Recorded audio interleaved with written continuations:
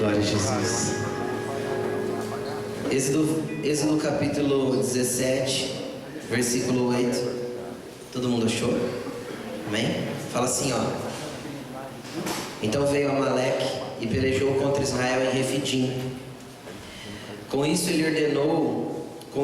ordenou Moisés a Josué: escolhe-nos homens, sai para a peleja contra Amaleque. Amanhã estarei no alto do monte ou no cume do outeiro, e a vara de Deus estará na minha mão. Fez Josué como Moisés lhe dissera e pelejou contra Amaleque. Moisés, porém, Arão e Hur foram para o cume do monte. Quando Moisés levantava a mão, Israel prevalecia. Porém, quando ele abaixava a mão, prevalecia Amaleque. Ora, as mãos de Moisés eram pesadas. Por isso, tomaram uma pedra e puseram por baixo dele, e nela ele se assentou. Arão e Hur sustentavam-lhe as mãos de um lado e de outro. Assim ficaram com as mãos firmes até o pôr do sol. Josué desbaratou Amaleque e o seu povo a fio de espada. Então disse o Senhor a Moisés: escreve isso, presta atenção nisso, escreve isso para a memória num livro e repete para Josué, porque hei de riscar totalmente a memória de Amaleque debaixo do céu. E Moisés edificou um altar e lhe chamou: o Senhor é minha bandeira. E disse, portanto, o Senhor jurou que haverá a guerra do Senhor contra Amaleque de geração em geração. O Senhor tem falado conosco esses dias a respeito. Ele falou conosco muito a respeito das fontes de Jericó. Compartilhei isso no primeiro dia de conferência, que o Senhor estaria abrindo um tempo na onde as águas dessa cidade estariam sendo saradas, e nós cremos nisso. Isso já está acontecendo. Tenho visto aqui dia após dia uma geração sedenta, apaixonada e louca para fazer o que Jesus quer que elas façam. Amém? E aí o Senhor também compartilhou conosco a respeito das movimentações dos dias de Josué. E o Senhor falou: vocês vão entrar num tempo onde vocês vão viver dias de Josué. O que os dias de Josué falam? Os dias de Josué falam de alguém que tomou posse da terra que já era deles. Jesus já te deu algo, você só precisa tomar posse daquilo que Ele já te deu e colocar para acontecer aquilo que Ele está falando que tem que acontecer. Amém? Vocês estão comigo? Eu quero falar um pouco a respeito de Josué, e eu vou falar a respeito de Josué da geração anterior, e Josué é a geração posterior a Josué. Josué foi um marco geracional, e você vai entender por quê. O que aconteceu aqui? Por que eu li esse texto com vocês? Porque é a primeira vez que aparece o nome Josué na Bíblia. Primeira vez que aparece Josué na Bíblia, está aqui, Êxodo 17. Ele não era ninguém falava dele, ninguém o conhecia. Pum, Josué. E como que ele aparece? Cara, ele aparece com Moisés, preste atenção, eu vou explicar um negócio para você entender. Ele aparece com Moisés, olhando para ele e falou assim: Josué, escolhe homens de guerra, cara, e vai pro pau. É assim que Josué aparece na Bíblia. E eu quero que você entenda uma coisa, cara. Quem comanda o exército? É cara novo ou é o cara já experiente, que já subiu em patente, é um general, alguma coisa assim? É o cara experiente? Josué não era. Josué era um escravo do Egito, tinha acabado de sair de lá. Vocês conseguem entender o que eu estou falando? Agora vamos falar de idade. Quais foram os dois que entraram na terra prometida da geração de Josué? Josué, Caleb. Caleb era um velhinho louco. Era o Danduque que a gente viu semana passada. Era o velhinho chapado que entrou na nova geração, experimentou do novo e não quis ficar para trás. Era, não era? O que ele chega em Josué e fala: cara, é o seguinte, ó, eu tinha 40 anos quando eu entrei aqui, agora eu tenho 80. É o seguinte, eu estou com o mesmo vigor, com a mesma pegada. Não precisa matar os inimigos que estão na minha terra. Só fala onde ela é que eu chego lá e eu resolvo. Um velhinho de 80 falando: deixa que eu resolvo. Entenderam? Então é um cara que transicionou para a próxima geração. Só foi o único que entrou assim. Então Caleb é uma exceção. Vocês conseguem entender que Caleb é uma exceção? E você consegue entender que Josué, tirando Caleb, era o cara mais velho dos que entraram na terra prometida? Todo mundo era mais novo do que ele. Então, o que eu entendo? Quando o Êxodo 33 fala assim: assim, ó: e o jovem Josué, filho de Num, não saía da tenda do encontro. Quem lembra desse texto? O que ele diz? Que ele era jovem. Jovem para o conceito judaico, tem abaixo de 30. Porque Jesus não saiu para o ministério antes dos 30, porque era só com 30 que podia sair. Porque antes dos 30 ninguém podia ter discípulo. Depois dos 30 ele era homem e podia ter discípulos. Então Josué tinha menos que 30, mano. Entendeu? Ele tinha menos de 30 quando ele saiu do Egito. E mais de 20, porque ele já era soldado. Ninguém pode ser soldado antes dos 20. Bíblia, isso é Bíblia. Então a geração que morreu no deserto tinha mais de 20, quem entende? E toda a geração que entrou na Terra Prometida tinha de 20 para menos quando saiu do Egito. E Josué estava entre os 20 e os 30, e a Bíblia não diz quantos anos ele tinha. Era um molecão. Era uma lei assim, ó. E Moisés chega e fala: cada espada, escolhe os caras aí, vai lá, treta lá. Era o jogo. Oh, era você. E aí o que aconteceu? Eu quero retratar algumas coisas dentro dessa geração aqui. Um menino novo, de 20 e poucos anos, e um Moisés, de 80 e poucos, cheio de Deus. Aí Moisés fala assim: cara, você vai para a guerra e eu vou para o alto do monte. O que isso mostra para nós? O que isso mostra para nós? Que a nossa geração, eu vou falar por mim, tá bom? Quem tem mais de 20 anos de cristão aqui, levante a mão. São poucos. Nem todos vão entender o que eu vou falar. Vocês vão entender o que eu vou falar, mas não vão ter experimentado o que eu vou falar. Quem se converteu na década de 90? Levanta a mão. Vale, nasceu em 90. Quem nasceu em 90, levanta a mão, na década de 90. Aí, ó. Então essa palavra termina em vocês, tá bom? Segura aí. Então assim, na década de 90 a gente experimentou um avivamento muito power no Brasil. E eu vivi uma parte disso. Eu me converti em 93. Eu tinha 13 anos. O Ale nasceu em 93. Para de me humilhar, Ale. Pô, aí não dá, cara. Tá me chamando de velho assim na cara dura, cara. Vamos lá, continuando. Eu me converti em 93, cara, e era uma chapação louca. A igreja que eu me converti, isso que vocês viram ontem aqui, era todo dia. Todo dia. Pode perguntar pro Ricardo, o Ricardo tinha uns 8 anos, mas lembra? Era todo dia que vocês viram aqui ontem. E isso passou, cara. Quando chegou 98, 99, acabou. Foi um vento que passou e acabou. E o Danduco falou muito sobre isso na conferência que a gente estava, muito mesmo. Porque foi uma geração que não soube guardar o fogo, guardar o poder, e ficou muito vinho e pouco pão, então não consolidou aquilo que vivia. Entenderam? Muita chapação e pouca fundamento na palavra, então não consolidou aquilo que vivia.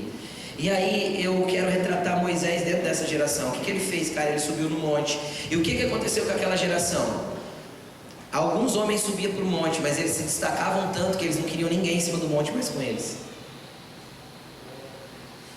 Ninguém mais podia estar em cima do monte com eles. Moisés não cometeu esse erro. Eu só quero retratar a partir da vida de Moisés. Eles viravam estrelas. Os homens que tocavam, as pessoas eram curadas. Cara, você toca e as pessoas são curadas. Nós tocamos e as pessoas são curadas. Os homens que eram os que estavam em cima do monte, mas cara, ninguém podia estar lá. E aí o que ele fez com a nossa geração? Estou falando de mim agora, da geração aí dos 30 aos 45, vamos falar, hoje. Eles falaram assim: cara, a gente fica em cima do monte, vocês vão para a guerra. Vai fazer.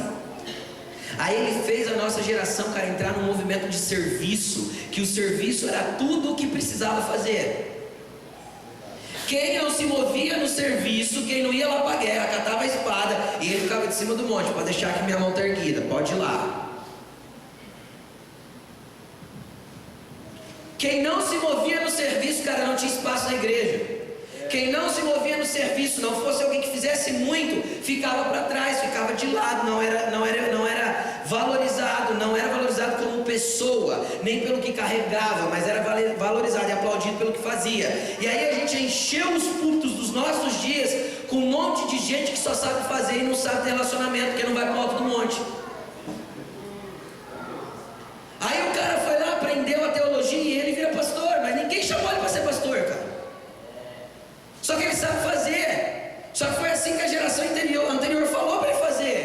subiu no monte e falou: vai lá, cara, vai pra guerra, eu fico aqui em cima, ó, tô aqui, ó, tô te vendo.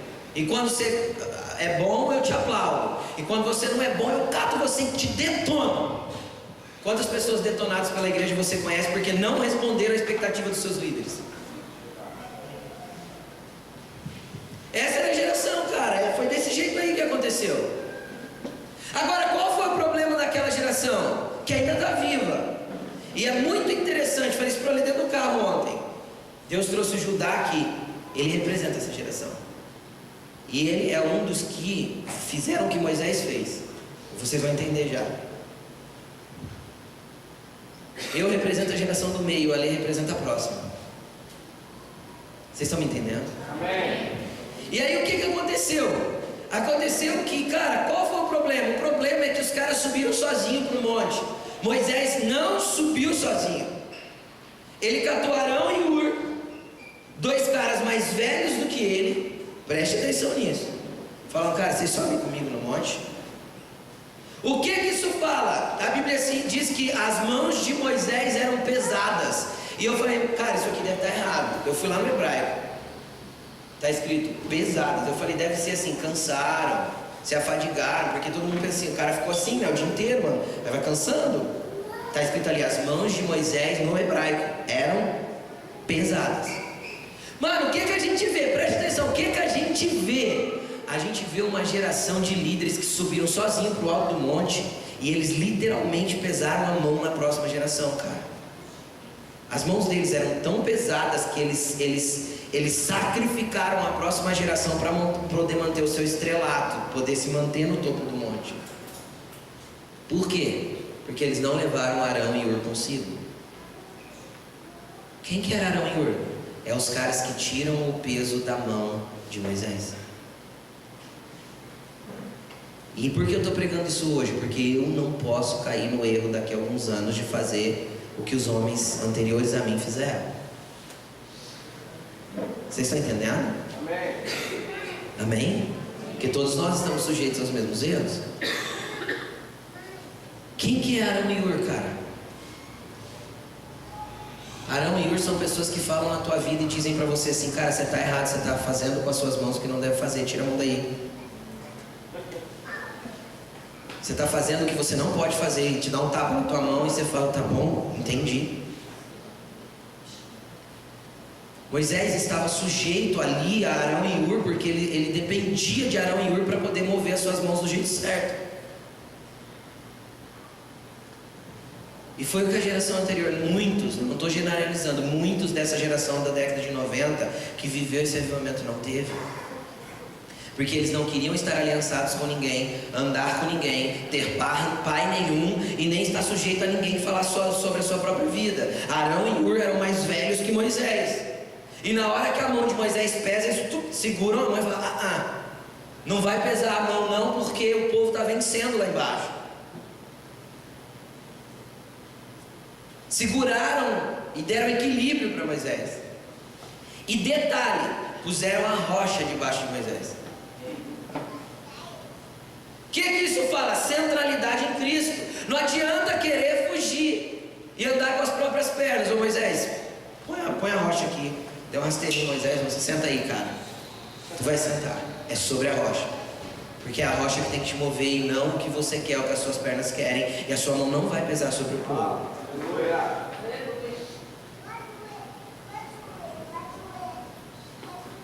Então os caras que conseguiram sentar sobre a rocha e ficar com Cristo centrado na vida deles, eles estão queimando até hoje, estão fazendo coisas incríveis até hoje, com seus 60, 70 e 80 anos.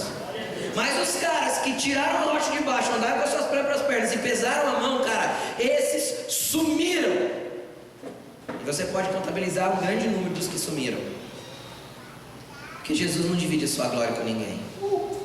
No alto do monte quem manda é a rocha. Quem conduz é a rocha. E aí o que acontece mais? Acontece, cara, que olha aqui que interessante que Deus manda ele fazer.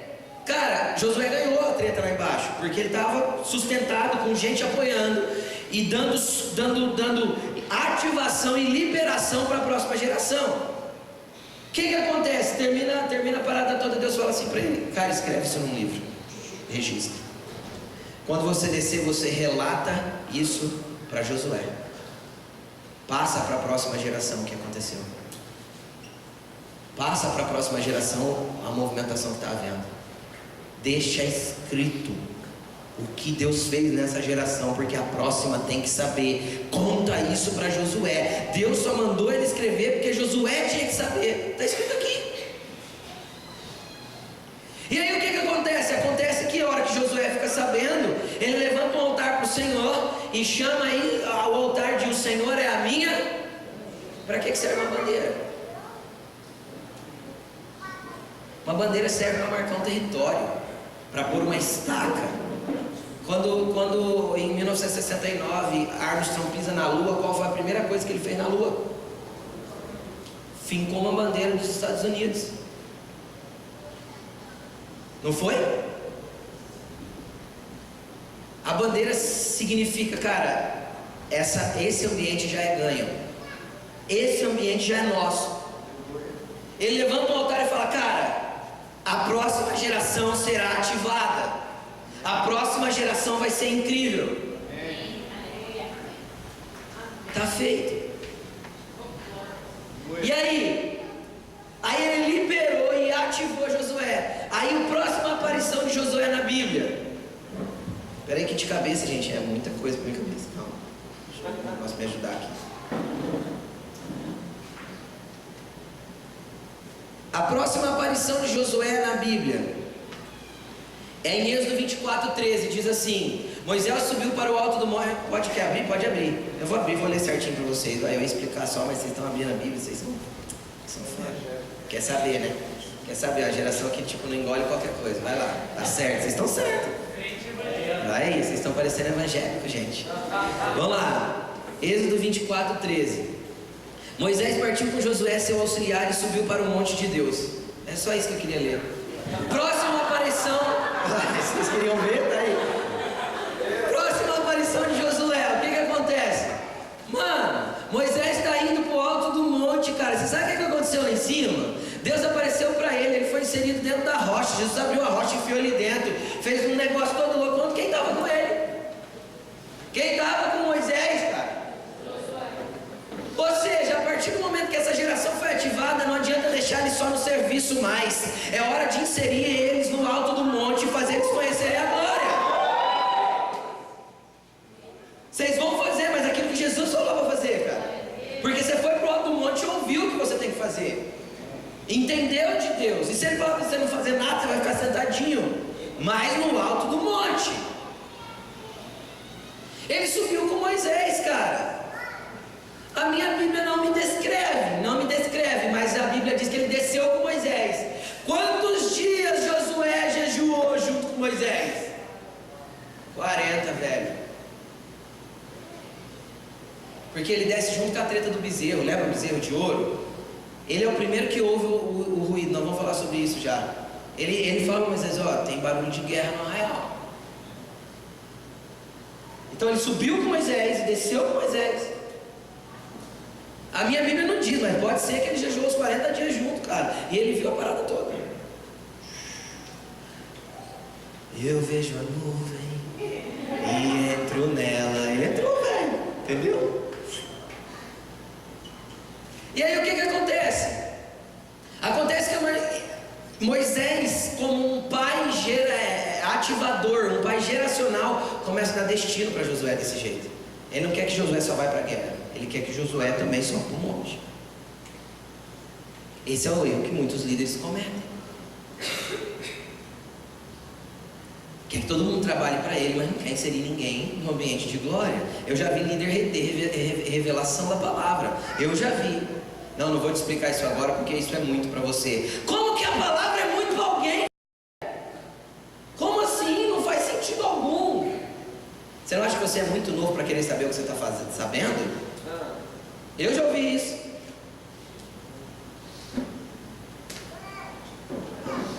Moisés não teve nada de Josué, cara. Nada. Aí o que aconteceu? Aconteceu que a hora que eles estão descendo do monte, cara. Vai pro texto, vai. Êxodo 32:17. Êxodo 32, 17. Quando Josué ouviu o barulho do povo gritando, disse a Moisés: tem barulho de guerra no acampamento. Moisés respondeu: não é canto de vitória nem canto de derrota, ouço o som de canções. Cara, o que estava acontecendo ali? Presta atenção no ambiente espiritual, eles estão descendo. Quem ouve primeiro? Josué, já era o cara que estava com o ouvido aguçado, entendendo que tinha uma parada acontecendo.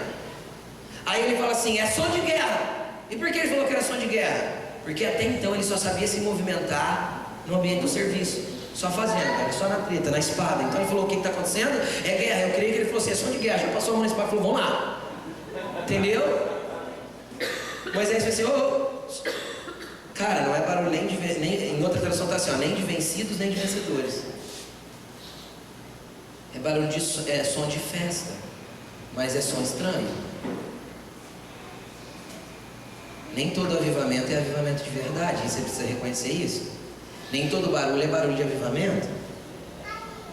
E sabe o que é interessante nisso, cara? A Bíblia diz que eles não queriam construir outro Deus.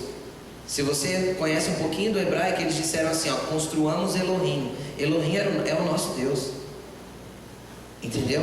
Eles só queriam trazer uma imagem para Deus, para que eles pudessem ver algo de Deus. Vocês estão me entendendo, irmão? Só que o barulho era incerto, o som era estranho.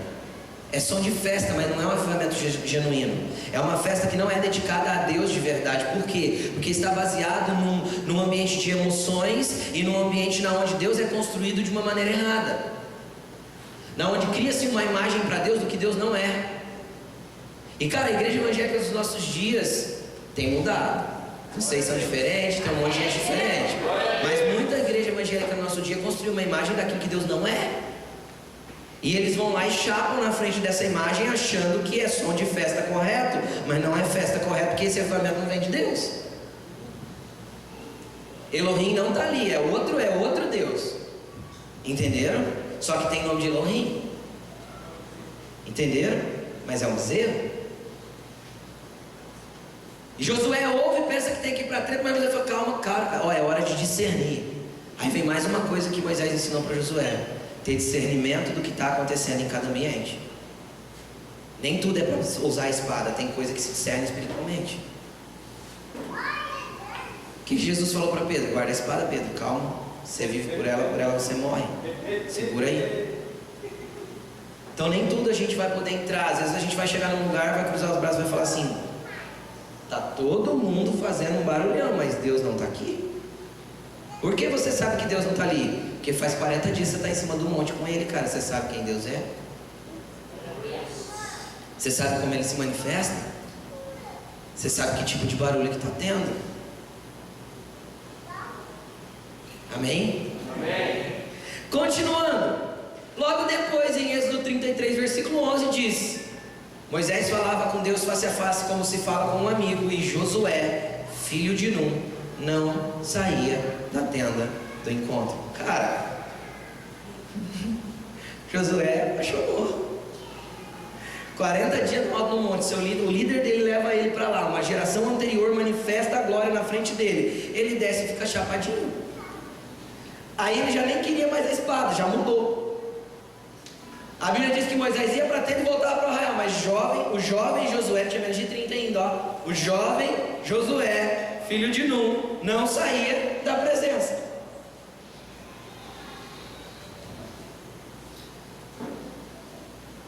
E aí o que acontece? Acontece que Josué passa a amar Deus de uma forma sobrenatural e poderosa. Só que o tempo continua passando, e então dali para frente o povo começa a andar em volta de um círculo de montanhas, e fica 40 anos girando em volta de um círculo de montanhas, de uma cadeia de montanhas. E Josué era fiel a Deus e fiel a Moisés. Então Josué, a Bíblia diz que ele era filho de Num, ele tinha um pai geracional, e ele era filho de Moisés espiritual, ele tinha um ativador. Ele tinha alguém que cuidava dele, alguém que ativava ele, enviava ele para ser o que ele tinha que ser. Aí passa-se 40 anos no deserto. No livro de Números, capítulo 27, versículo 18, não precisa abrir não, senão você vai demorar. O número estava em Êxodo, estava fácil, agora o número até sei lá. Diz assim, ó: então o Senhor disse a Moisés: chame Josué, filho de Num, presta atenção nisso aqui, homem em quem está o Espírito, e imponha as mãos sobre ele. Aqui fala moço, mancebo, homem. Aqui Josué estava pronto para ser enviado para aquilo que Deus tinha para ele e para aquilo que Moisés queria lançá-lo, aonde Deus queria que Josué estivesse. Chama Josué, ele é cheio do meu Espírito. Ele é um homem cheio do meu Espírito. Impõe as mãos sobre ele. Fala de uma ativação, de uma liberação daquilo que Josué tinha que ir. Fala de um pai que está falando: vai, cara, voa, faz aquilo que você tem que fazer. E aí a gente vai para Josué, capítulo 1. Josué, Moisés, meu servo, é morto. Ele falou isso antes de ontem. Moisés, meu servo, é morto. Entra na terra que eu estou te prometendo. Aí eu quero te dar uma comparação, preste atenção. A primeira vez que Josué se manifestou foi uma guerra, uma treta. Amém? A hora que Moisés tem que entrar no ambiente que Jesus estava inserindo ele, outra guerra. O que mudou? Mudou o processo. O processo construiu um homem que estava pronto para tomar posse daquilo que Deus tinha para eles e para o povo.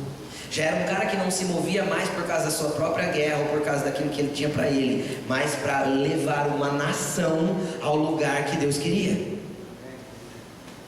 Qual outra diferença? Lá atrás, Deus fala para Moisés assim: ó, manda Josué escolher homens de guerra, todos acima dos 20, lembram? Então Moisés lidera uma geração anterior, Josué lidera na guerra uma geração mais velha do que ele. E agora? Agora ele é o mais velho de todos, com exceção de Caleb, como eu disse. Ele é o mais velhinho de todos e ele está conduzindo uma geração mais nova a tomar posse daquilo que Deus tem para eles.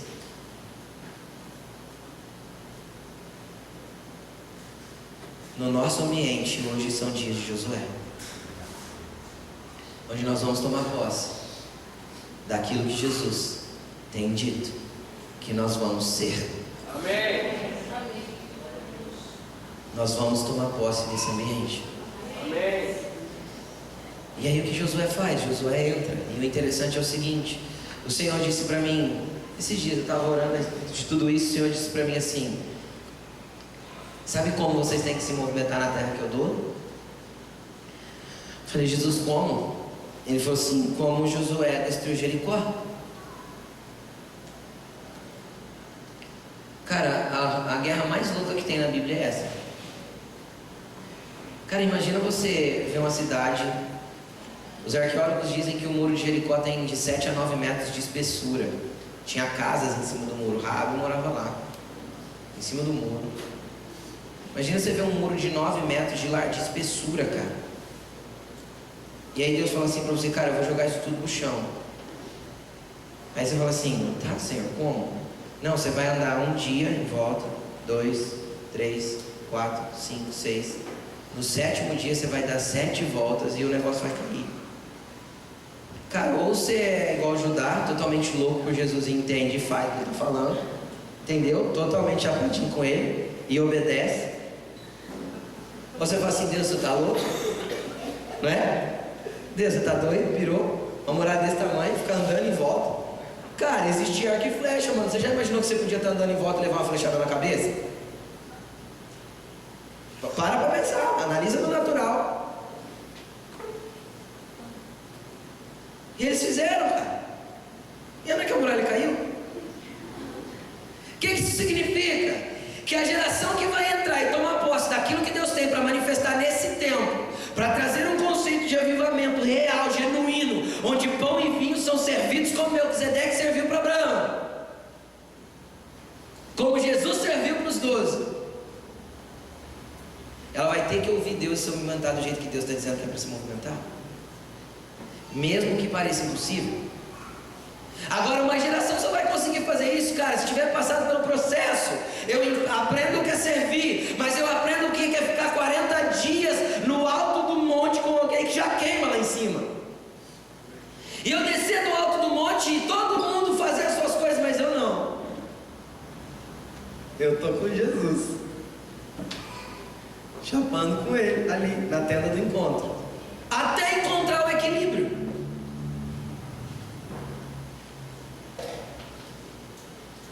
Você sabe por que a casa de Lázaro era a hospedaria de Jesus em Betânia, em Jerusalém? Betânia ficava longe de Jerusalém, coisa de 1,5 km mais ou menos. É 30 estádios, se eu não me engano. Dá 1,5 km, 2 km. Jesus estava em Jerusalém, ele não dormia em Jerusalém. Ele não se hospedava em Jerusalém, ele se hospedava em Betânia, na casa de Lázaro. E isso várias vezes aconteceu. Sabe por que Jesus gostava tanto da casa de Lázaro, Marta e Maria? Porque apesar de Maria escolher a boa parte e Marta estar totalmente afligida nos seus afazeres, ninguém servia Jesus tão bem como Marta.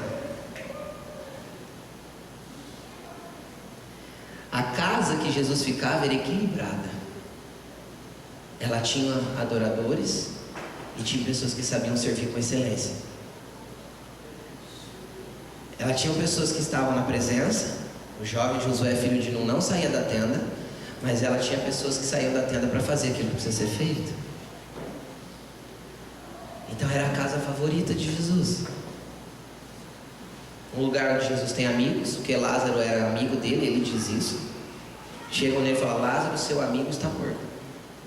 Ele tinha uma adoradora que estava aos pés dele, e ele tinha alguém que o servia. Existe uma casa mais perfeita do que essa? Qual que é o equilíbrio que Josué teve que conhecer dentro desse processo que ele viveu com Moisés? O equilíbrio. Primeiro ele era só treta, só guerra. Depois ele aprende só chapar. E aí? Aí ele fica 40 anos junto com Moisés aprendendo a ter equilíbrio entre ouvir Deus e manifestar, entre estar na presença, mas também sair da tenda para poder fazer o que Jesus está pedindo para fazer. E aí o que acontece? Quando ele chega na terra prometida, olha, tem Jericó, é grande, é fortificada, é a maior cidade da região, e vocês vão começar por ela, mas vocês vão começar do meu jeito. Josué ora, entende, Deus explica, ele fala e ele faz exatamente o que Deus falou. E aí Deus vem com avivamento, cara. Deus vem movendo todas as estruturas necessárias para poder manifestar aquilo que ele queria manifestar e dar uma terra para o povo. Teve vezes que Josué não ouviu Deus? Teve. Ele fez aliança com os gibeonitas? Fez. Fez coisas que eram erradas? Sim. O que isso nos mostra? Todo mundo está sujeito a errar. Mas falando geracionalmente é muito impressionante. Porque Josué soube conectar duas gerações. E eu tenho visto Deus fazer isso com a minha vida muito claramente, e é o que Ele tem ministrado. Por que eu tenho visto Deus fazer isso? Porque Jesus tem nos movido no ambiente entre os pastores nessa cidade, e nós temos achado graça aos olhos dos mais velhos aqui. O Jorge sabe bem do que a gente está falando, o Fernando que está aí. Só que ao mesmo tempo, cara, eu vejo Jesus levantando uma geração aqui que vai tomar posse da terra e vai fazer nela o que nunca foi feito. O que nunca foi feito.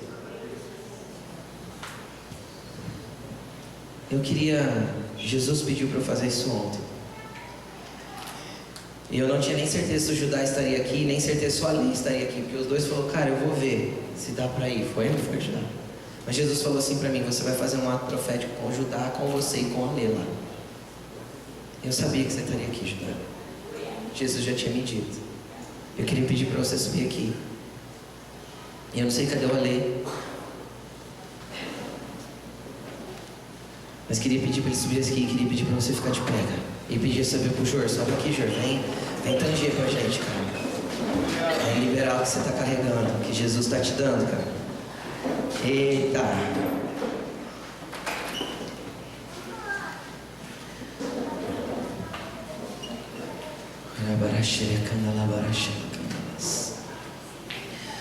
Cara, esse homem aqui, nós temos que respeitar muito o que Jesus deu para esse cara, para ele, para o Luiz Hermínio, para o Danduque, para grandes outros homens de Deus que ainda continuam queimando com Ele. Esses caras têm Arão e Hur do lado levantando as mãos dele para que um povo prevaleça lá embaixo. Eles são os Moisés dessa geração. Eles estão com as mãos estendidas e queimando com Jesus para que nós possamos ir e tomar posse daquilo que Jesus está falando que a gente tem que tomar posse, cara. E nós temos que honrar muito as estacas e as bandeiras que eles puseram. Porque eles estabeleceram algo nessa nação, cara, que poucos prevaleceram no que foi estabelecido. Poucos prevaleceram no que foi estabelecido.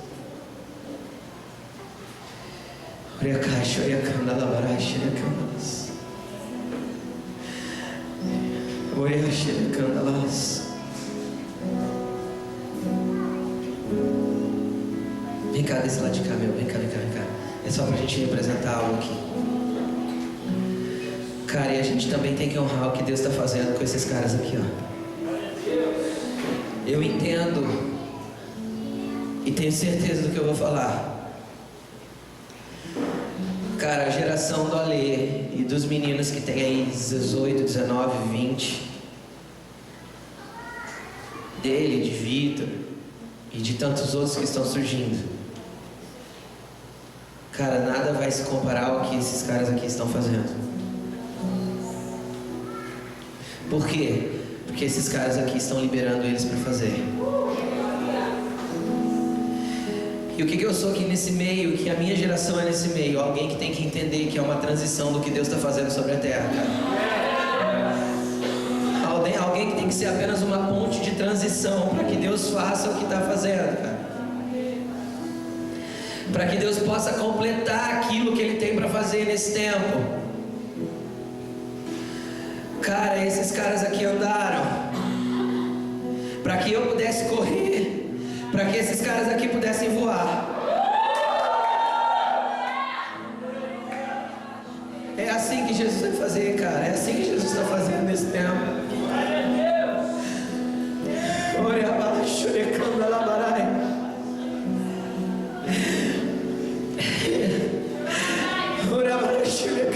Eu quero pedir para o Judá liberar toda a geração que é mais nova do que ele, para que eles possam correr e voar naquilo que Jesus tem. Eu queria que apagassem as luzes aí, que nós começássemos a orar, porque eu não sei em qual geração você está inserido, cara, mas eu sei que Jesus vai fazer. Oh,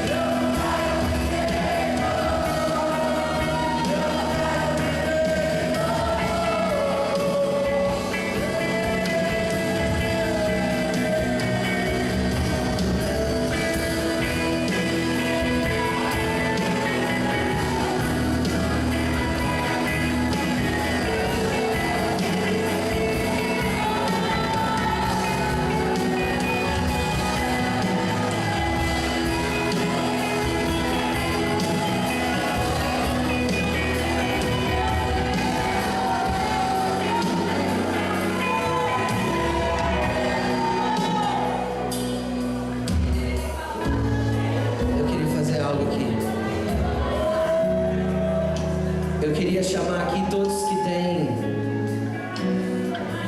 que viesse aqui na frente, todos que têm de 40 anos para cima, 40 anos para cima, viesse aqui. Vem.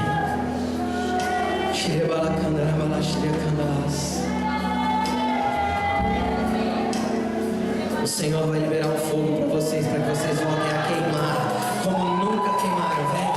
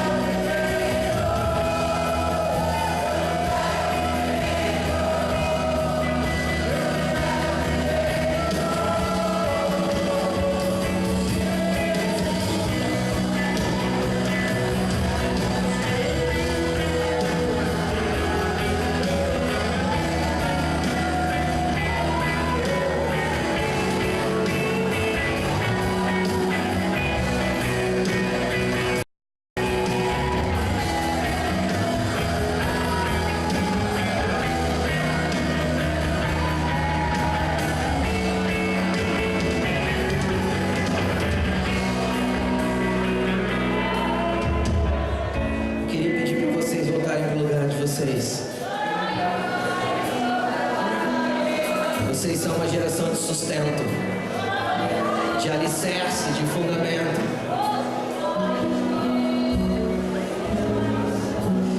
Eu queria chamar aqui agora quem tem entre 30 e 40 anos de idade, vem aqui pra frente.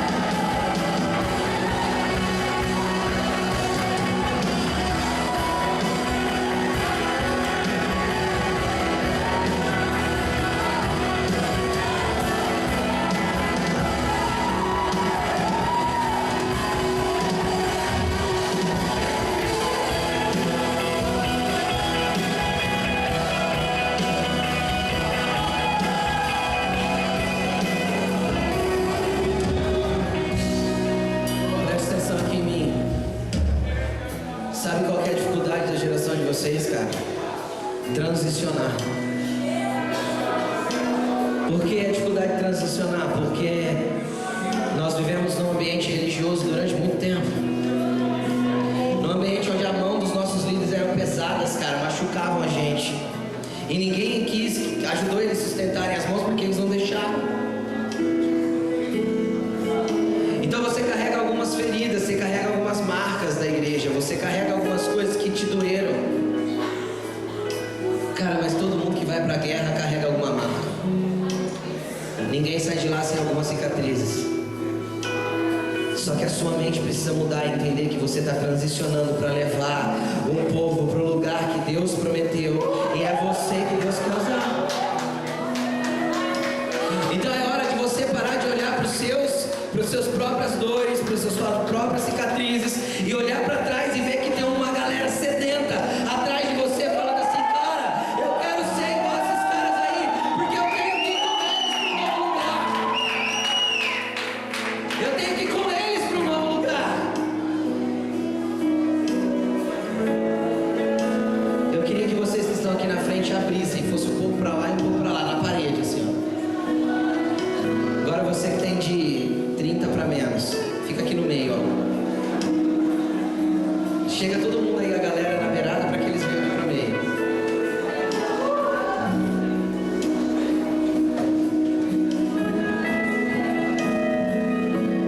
Vem, vai ficar apertado, mas vem. Galera aí vai encostando na parede, vai encostando. E fica com as mãos estendidas para cá. Não, eles, vocês não. Eles, a galera da beirada. Vem.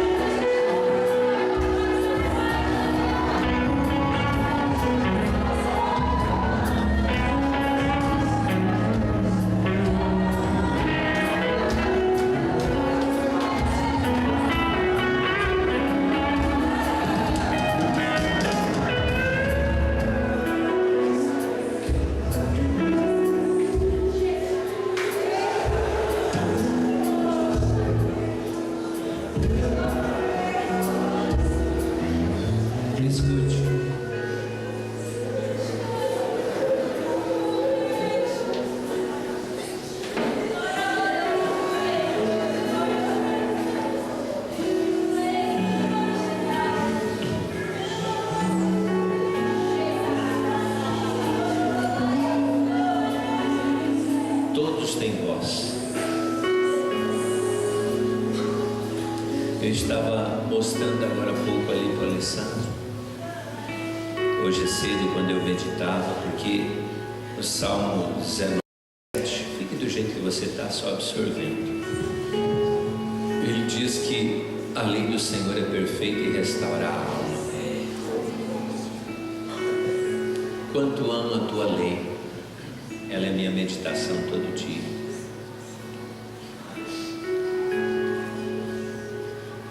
Eu sou muito emotivo, mas eu vou dizer uma coisa para você: o que tem me sustentado há 27 anos não são as emoções. Eu me converti vendo, e eu vejo o reino espiritual. Isso foi conquistado no secreto, em 27 anos com ele.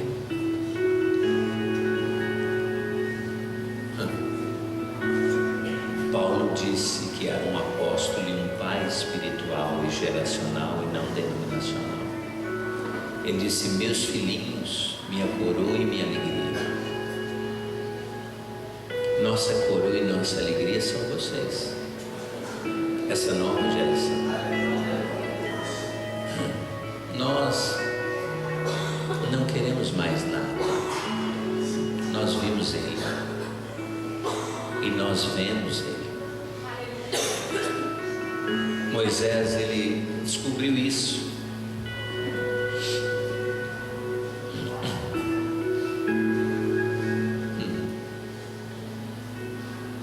Tudo é profético. Hoje cedo, quando eu meditava, conforme eu disse para você, tudo é profético. O Alessandro está deitado aqui, é profético. Por quê? Porque Jesus no barco, enquanto os discípulos estavam apavorados no meio da tempestade, Jesus estava deitadinho assim, descansando. Ele está aqui deitado, significa o quê? Essa é uma geração Josué e Eliseu, que eles vão saber discernir as coisas. Lá no Getsemane, enquanto Jesus estava acordado, suando gotas de sangue, os discípulos estavam dormindo. Lá no barco, enquanto Jesus estava dormindo, no meio da tempestade, eles estavam apavorados, acordados. Falta de discernimento. Ele está deitado aqui.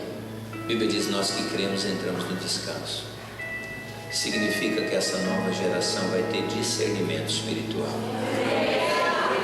Não vai ficar zonza por aí. Vocês têm discernimento no Espírito.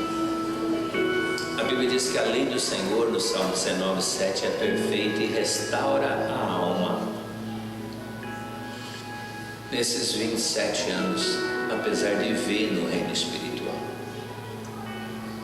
não são as visões e as revelações que me sustentam. Se não fosse a palavra de Deus, se não fosse eu devorar e comer a Bíblia todo dia e me segurar nela como uma âncora, eu não fico, porque às vezes, agora mesmo eu estava mostrando para o Alessandro, porque tudo fala, muitas vezes eu falo, muitas vezes eu falo algo que eu nem lembro, que a Bíblia, apesar de você sempre estar procurando e meditando, ela é sempre nova. E há quantos versículos que a gente não cai no Espírito? Eu, de uns dias para cá, eu estou falando constantemente, tudo fala, tudo fala, tudo fala. Borboleta fala, o arco-íris fala, a chuva fala, o vento fala, a placa do carro, tudo fala. Aí essa manhã eu acordei, não fiquei no tempo que eu queria, né, com o Senhor, porque normalmente eu fico horas toda manhã lá no bosque. Aí o nosso amigo Rodrigo, né, preparou uma armadilha, que é esse culto pela manhã. Aí ontem, né, ele olhou, falou comigo, com a Alessandra também. E eu falei: olha, não vou te garantir nada, mas eu não mando nada.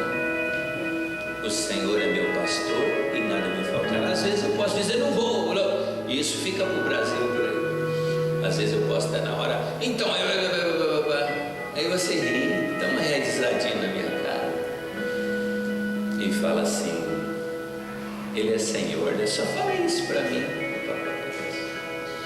Senhor governa. Ele é Deus o suficiente, que Ele deu sonho.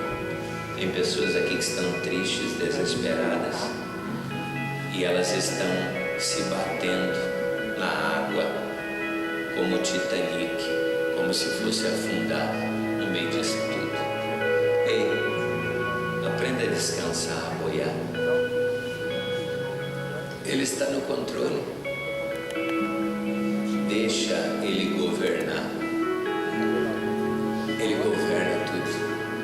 Tudo fala, tudo. Ele está no controle do universo. Às vezes no meio da tempestade a gente fica se debatendo igual os discípulos, como se Ele perdesse o controle. Ei, será que Ele perdeu o controle quando por 10 vezes Ele mandou pragas no Egito? Perdeu o controle? Ele perdeu o controle. Agora chegou a hora da gente sair. Deus trouxe um libertador, dava um sonho, agora vamos sair.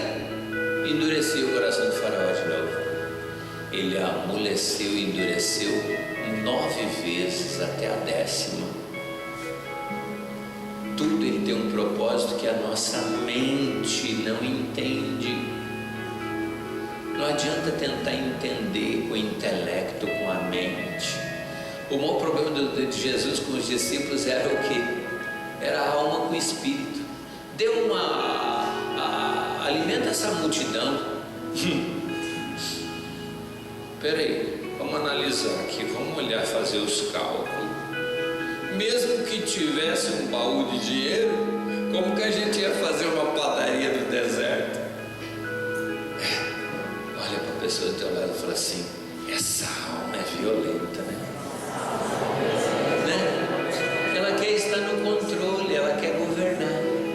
Aí como que você arrebenta com ela? Fumaça. Secreto. Todo dia você lá, orando em línguas, adorando, meditando, desligando. É um processo que nunca acaba. Sabe por quê?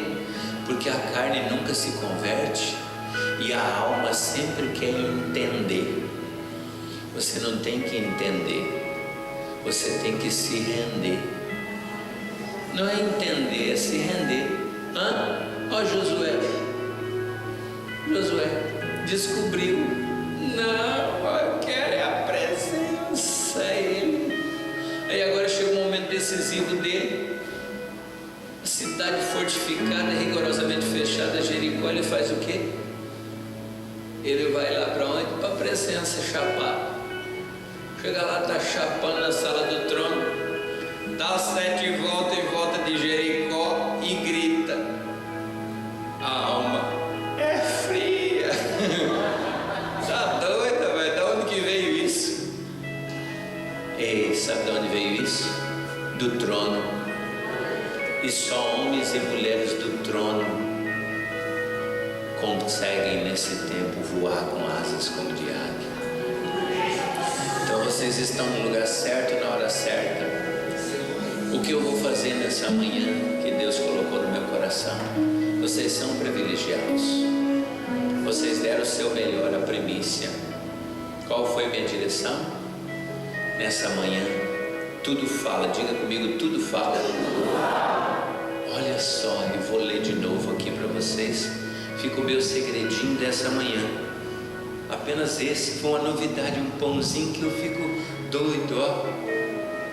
Não há linguagem nem fala onde não se ouça a sua voz. Salmo 19:3. Não há linguagem nem fala onde...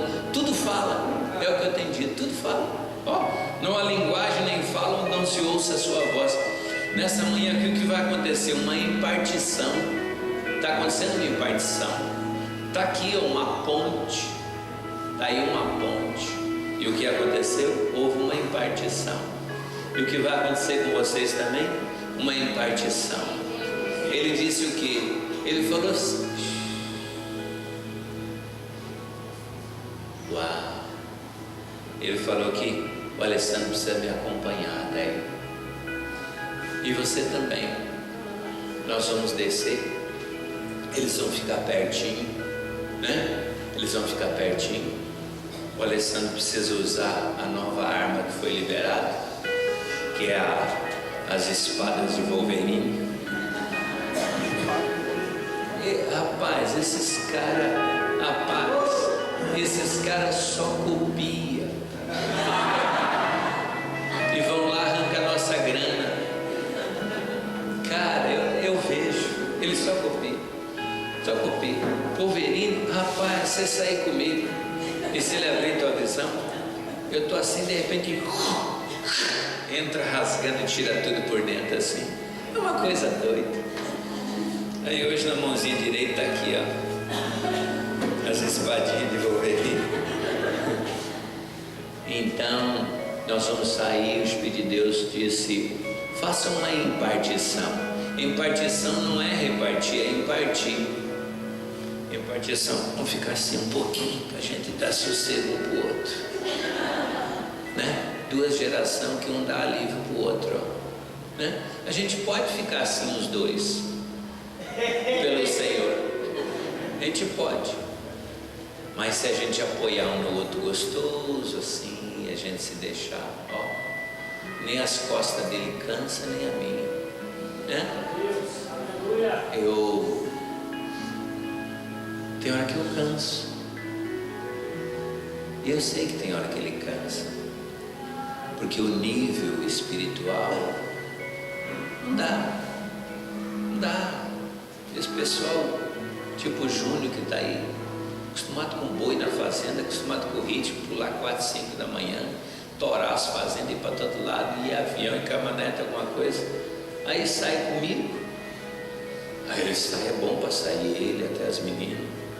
Ele fala: meu Deus, não é praia não, o pai, você está doido. Mas o que é? Qual o meu segredo? Pergunta para a pessoa do teu lado, fala: qual o segredo dele? Sabe qual é o segredo? A minha fraqueza. Meu segredo é a minha fraqueza. O poder dele se aperfeiçoa na minha fraqueza. Às vezes estou tão fraco, estou tão cansado, tão sem nada. Escorrego na cama assim, caio de joelho e digo assim: o Senhor não precisa me provar nada, porque há 27 anos a gente caminha junto. Eu só quero o Senhor. Mas tem pessoas lá fora, a Seara Branca e Ceifeira são poucos, que elas estão desesperadas. Algumas estão afundando, e não por mim, mas por elas, vem outra vez. E aí de repente, aquele cansado, aquele fraco, aquele frágil, vira um ramo, atira de cotovelo, o cara cai lá do outro lado, faz assim, cai 30, vai. Aí a hora que acaba, eu deito, olho para ele, eu olho para minha carne e eu ri dela. Falei: cachorrona velha, tu falou, tô ferrado, tô fraco, quero deitar, quero banheiro, quero piscina, quero ficar aqui sem terra, né? Sabe o que você levou hoje de novo? Pau, safadona velha, tu apanhou até sangrar, tu viu quem manda, né? É Jesus, ele montou no jumentinho e passou lá fora, e tu teve que urrar. E a minha carne e a tua carne não manda. Sempre você vai sentir fraqueza.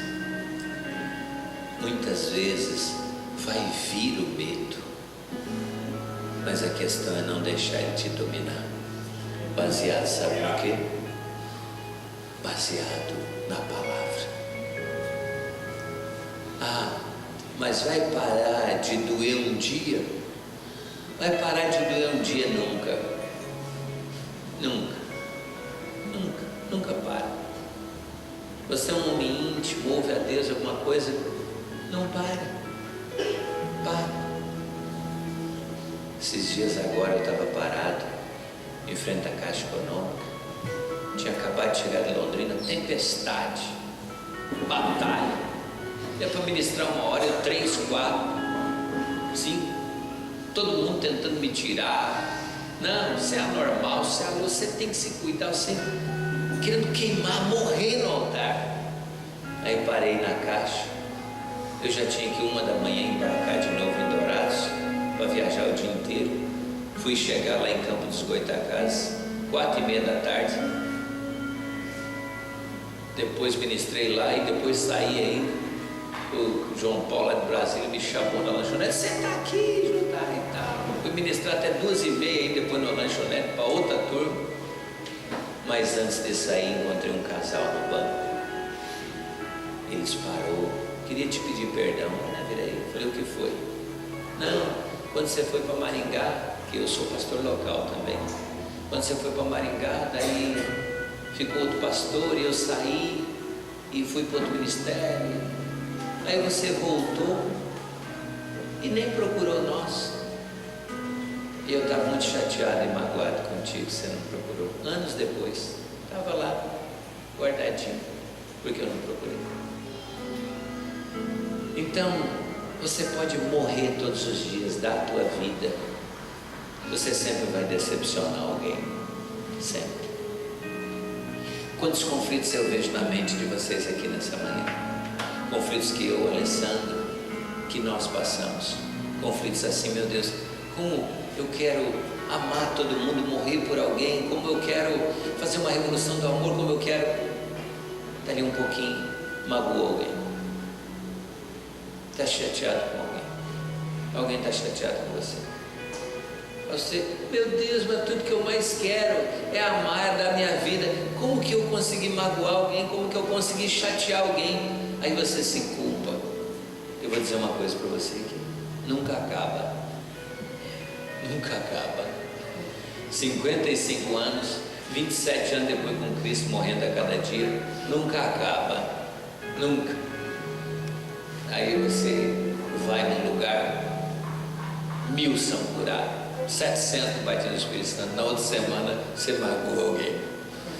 Às vezes a esposa, às vezes os filhos, às vezes uma ovelha, às vezes alguém da família de sangue, alguém. Nunca acaba. Sabe por quê? Porque nós somos imperfeitos e nós somos seres humanos. Elias, um homem semelhante a nós, sujeito às mesmas fraquezas. Por que é que eu vim ontem aqui e o Espírito Santo falou: conta das tuas fraquezas, né? Do banheiro, de tuas dores, de tua, né? Porque, meu Deus, 55 anos depois, ele disse que parece que tem 18 anos, ele se sente no Espírito, se sente um jovem, quer transformar o mundo todo dia, fazer uma revolução do amor. Meu Deus, esse cara, ele vive no céu. Sim, o segredo é a palavra. Cada dia a lei do Senhor é perfeita e restaura a alma. É você firmar na palavra cada dia e buscar Ele e ter fome. Você entendeu? Mas uma dos maiores diplomas são as lutas, são as marcas nas nossas costas. Esse jovem aqui, ó, que representa também uma nova geração, um dia ele experimentou da presença e da glória e ele tomou uma decisão. E sabe o que o Espírito me diz aqui? Que alguns de vocês, porque essa manhã o Senhor me disse que eu vou caminhar entre vocês e o pastor Rodrigo representa uma geração de transição. O Alessandro vai caminhar comigo. O Alessandro vai estrear a garra de Wolverine, vai furar alguns de vocês com essa espada, vai furar alguns de vocês. E sabe, queridos, nós vamos ir. O Senhor falou para honrar vocês que vieram essa manhã e impartir. Nós vamos impartir. Impartir não é repartir, impartir é dar tudo e ficar com tudo. Então, nós vamos. Eu olho para vocês aqui no Espírito e vejo Transformers. Cara, onde se vocês acham que eu pirei, que eu estou doido e comento alguma coisa, mas aqui dentro está tudo muito centrado na Bíblia. Porque eu me converti vendo, e por um ano e pouco mais ou menos, há 27 anos atrás, eu via tudo, demônio, o reino espiritual, anjo, só que eu não tinha firmeza na palavra. E aí eu liberava as palavras, às vezes, como eu não conhecia na alma, a lei do Senhor é perfeita e restaura a alma, eu ficava inseguro. Aí o diabo pegava e falava, mas me firma bem, pode encostar. Isso, me dá sossego. Põe uma banheirinha aí pro coroa, né? Fazer uma massaginha. Essa nova geração vai cuidar dos pais.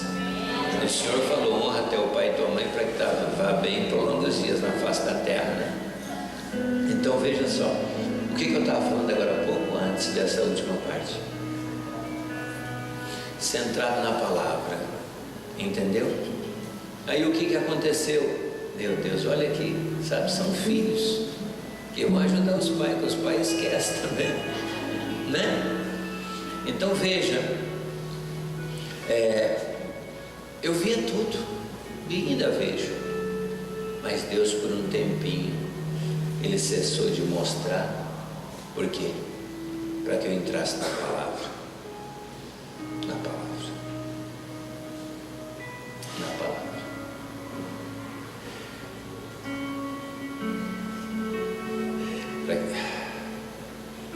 Deus tem prazer na verdade no íntimo, e por falar de honra, a gente apanha às vezes, e eu, por ser João, a vida inteira reclinar a cabeça no peitinho, a vida inteira às vezes eu quero ser bonzinho com todo mundo, não magoar ninguém.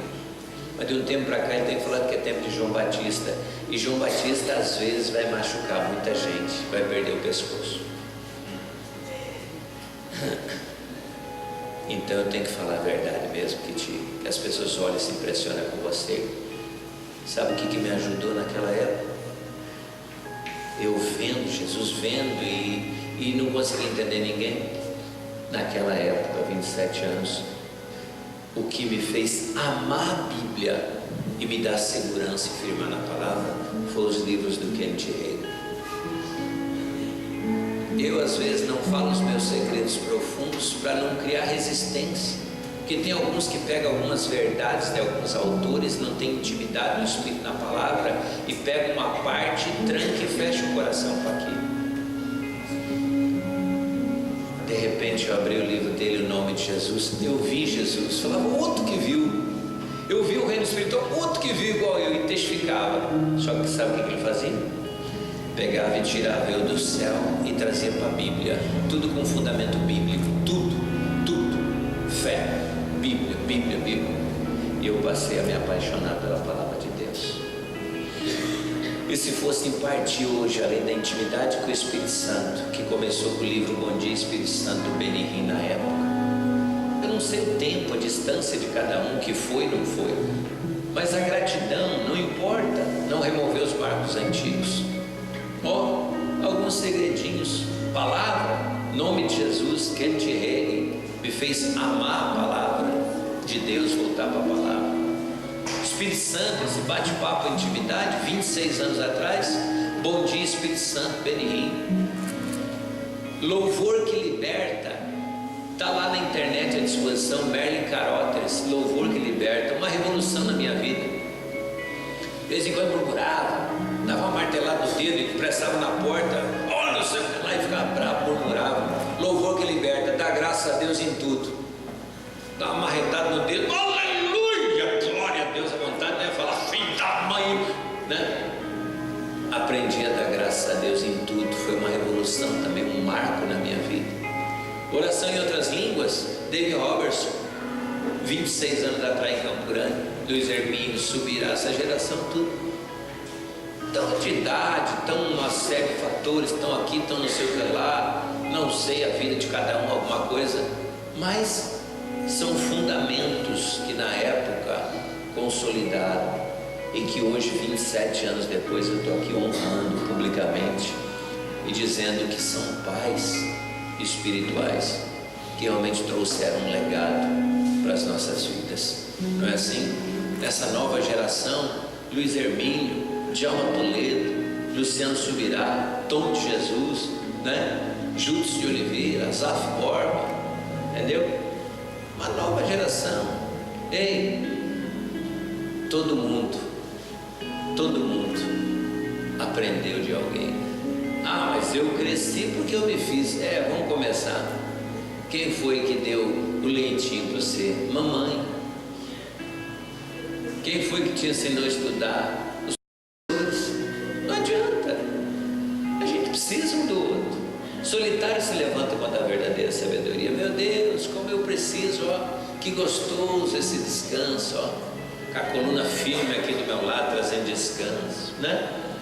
Preparando um ambiente. Às vezes, quantas vezes, pastor Rodrigo, quantas vezes eu fui criado nos piores bairros da cidade, tudo quanto é desafio, pior bairro, é comigo, joga o martelo lá, estocador, eu falo, é comigo mesmo, entendeu? Eu tinha que interceder, eu tinha que amarrar o piloto, eu tinha que cantar, eu tinha que orar, derrubar, fazer cama de gato, libertar, né? Rapaz, fui criado na selva. Aí quando eu chego hoje, vejo aqui ambiente preparado, somzinho bonitinho, louvor, adoração. Eu só sentar na cama e deslizar, né? Eu falo, meu Deus, rapaz, mas também no paraíso. Fala, rapaz, tá mais fácil que empurrar bebo na ladeira, né? Então,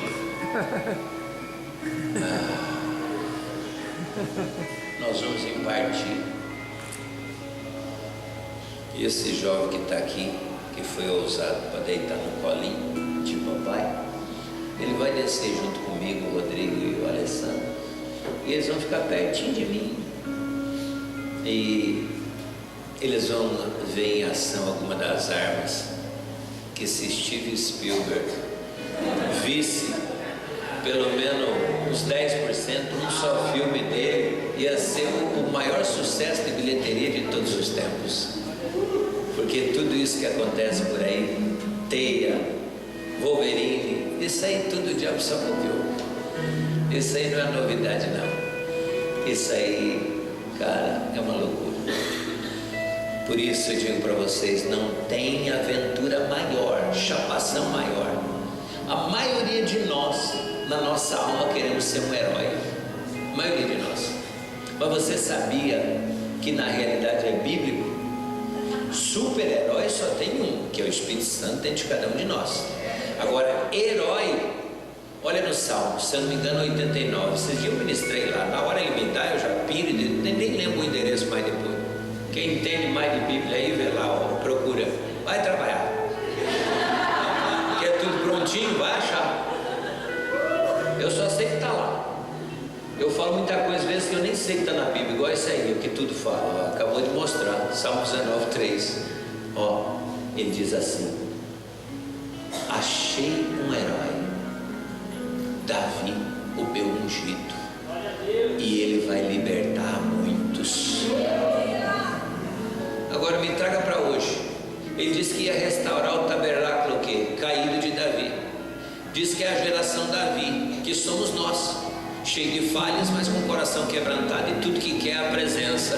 Você é um herói. E eu quero declarar que esse herói, ele vai se manifestar. Pai, não tem coisa mais linda. Às vezes vem uma tempestade violenta lá para cá. Tem hora que não, né? Porque senão daí você vira o Todo-Poderoso, aquele filme. Mas muitas vezes só para ele mostrar teu coração, para deixar você sentindo, vem aquela tempestade violenta arrebentando tudo e tal, você levanta a mão, cesse agora. Esse tempo indo para Santa Catarina, os caras doidos, jovem atrás e tal, tempestade voou e não conseguia chegar o carro, não ia dar tempo para chegar no aeroporto. Cesse agora a tormenta em nome de Jesus. O discípulo atrás olhou e falou: eu vou falar a verdade, eu não acreditei não. Parou na hora, né? E não se impressione comigo se você sair para falar com essa geração aí, essa rapaziada, você tem a maioria aí, está acalmando tempestade, está abrindo o mar, tá, sabe? Não é. Mas para você que exercita, é o máximo quando você faz, você entendeu? É coisa linda. O Júlio contando mesmo, disse que entrou com um avião no meio de uma tempestade, de repente caiu dentro do arco-íris, mas completo, dentro assim, e ele com o avião lá. Diz que aquilo tudo paradisíaco. E aí de repente o Senhor falou com ele no meio daquela tempestade, porque ele, o avião, tempestade e tal, de repente, pum, abriu e o arco-íris. Aí ele disse que viu aquele sorriso do papai, e ele disse: eu tenho uma aliança contigo. Você não... É coisa doida. Tudo fala. Amém? Vamos ficar com isso nessa manhã. Diga: tudo fala. Amém? Então tá, Salmo 19:3, mas nessa versão aqui, porque tem outras versões diferentes. Essa aqui diz que tudo fala, tá bom? Grava isso nessa manhã, tudo fala. Diga: tudo fala. Diga: a partir de agora eu vou perceber coisas que eu nunca percebi. Eu vou ver coisas que eu nunca ouvi. E eu vou ouvir coisas que eu nunca ouvi. Eu vou sentir coisas que eu nunca senti. Mas acima de tudo, eu vou firmar os meus pés, não nos sentimentos, porque os sentimentos são enganosos. Eu vou firmar meus pés na palavra de Deus, porque a lei do Senhor é perfeita e restaura a alma. Amém? Então vamos lá. Agora nós vamos sair. O Alessandro, você pode me ajudar, meu filho? Pode?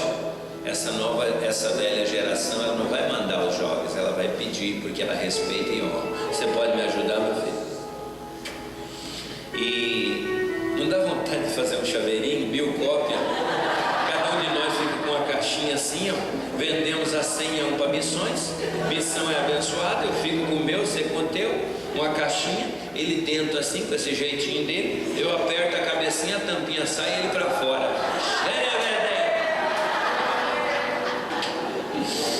Então, Aragaçu Beleste Turiananá, todo segredo é não saber nada. Diga comigo: todo segredo é não saber nada. A Bíblia diz: confia no Senhor de todo o coração, aqui onde habita o Espírito. Confia no Senhor de todo o coração e não te apoie no teu entendimento. Aqui, ó, não entende de milagre.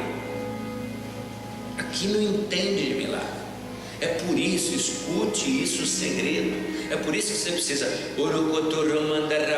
Sabe por que a maioria, Deus, quem começou comigo, pastorzão, quem começou comigo e conosco há 26 anos atrás, mais ou menos, lá na época do David Robertson, que eu dei uma olhada e vi, naquela época, Alessandro, eu dei uma olhada na minha frente, eu um rapazão, ali, ó, 28 anos, olhando ali, rapaz, a David Robertson, aquele coração parecia que ia saltar da boca.